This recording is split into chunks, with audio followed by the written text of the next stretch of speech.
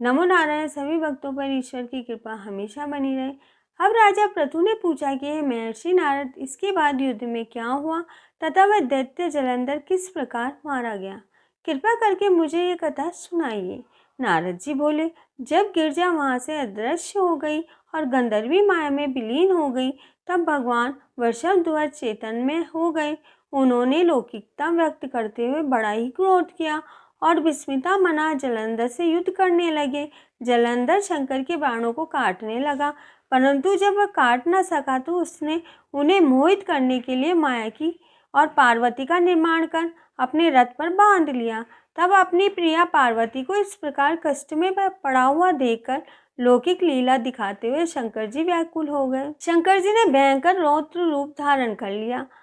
अब उनके रौद्र रूप को देखते ही कोई दैत्य उनके सामने खड़ा होने के लिए समर्थ न कर पा रहा था और अब भागने छिपने लगे।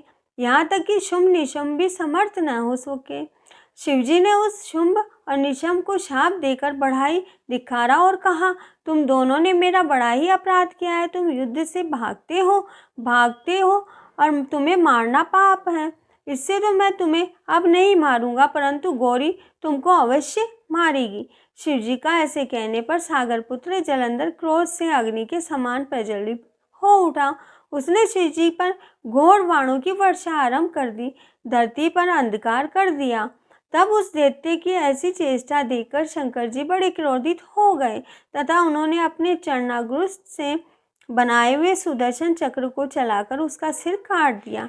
एक प्रचंड शब्द के साथ उसका सिर पृथ्वी पर गिर पड़ा और अंजन पर्वत के समान उसके शरीर के दो खंड हो गए और उसके रुधिर से संग्राम भूमि व्याप्त हो गई। शिवांगे से उसका रक्त और मांस महारोमण में जाकर रक्त का कुंड हो गया तथा उसके शरीर का तेज निकलकर शंकर जी में वैसे ही प्रवेश कर गया जैसे वृंदा का तेज गौरी के शरीर में प्रविष्ट हो गया था।